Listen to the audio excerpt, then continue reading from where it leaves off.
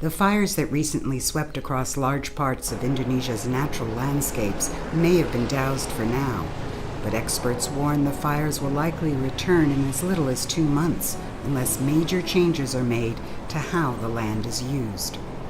The causes of the fires are extremely complex, so solutions must involve people from all areas, from the highest government levels to big business and villagers living off the land. Scientists from the Center for International Forestry Research, C4, are looking at the causes and how the underlying politics and the economy play a role. The focus of the 3-year study is in Riau on the island of Sumatra, the source of the toxic haze that spread to neighboring countries.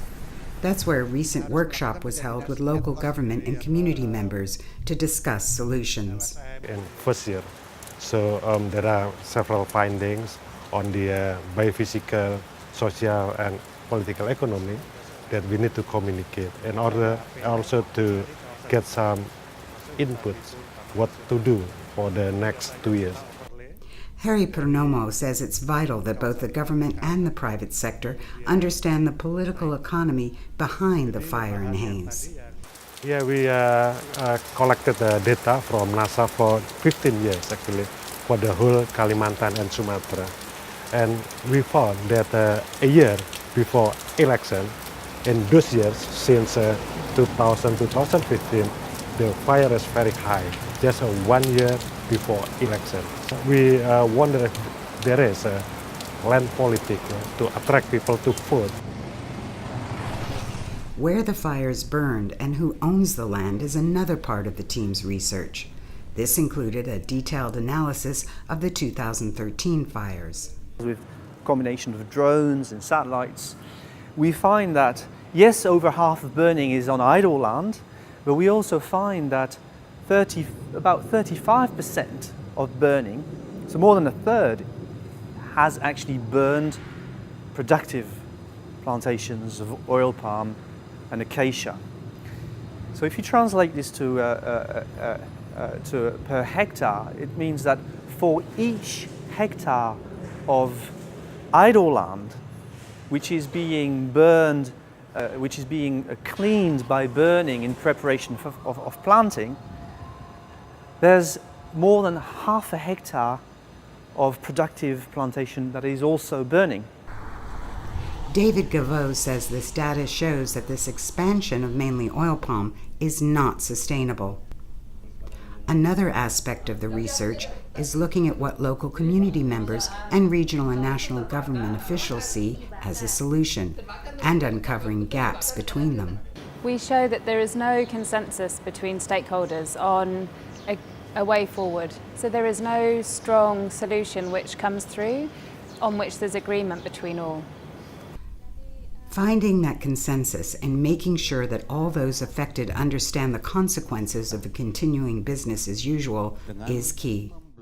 Membangun sistem governance yang itu transparan dan terbuka, kemudian accountable, bisa dipertanggungjawabkan dan juga memberikan peran bagaimana kelompok-kelompok akademis, ilmuwan, masyarakat sipil itu bisa memberikan warna bagi pengambilan kebijakan di level governance di pemerintahan. Decisions that include restoring peatlands that have been drained via canals so oil palm can be planted. These areas catch fire easily, and prevention of fires is the only way to stop further destruction. Maka pola-pola yang harus dilakukan, pertama, kita meningkatkan upaya-upaya model secara terstruktur ya, secara struktural itu seperti pembangunan kanal-kanal blocking ya. Kemudian juga peningkatan masyarakat relawan peduli api, dan kita ingin bahwa setiap desa yang ada di Riau itu melakukan upaya-upaya pencegahan semaksimal mungkin.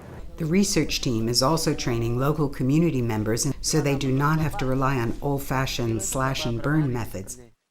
We need to provide a significant livelihood for the local community in order for them not to use fire as a tool for agriculture development. Otherwise, it's nothing if people continue using fire, if you only provide a non-significant livelihood. Heri Purnomo says community firefighters also need more support so they can protect the land. This includes protected areas like the Conservation Center in Riau, where firefighters use elephants to patrol remote areas and help prevent further blazes. It's clear from the research that small grassroots initiatives are needed in the short term. But to put a stop to the fire and haze once and for all, major changes at all levels is needed before Indonesia can truly breathe easy.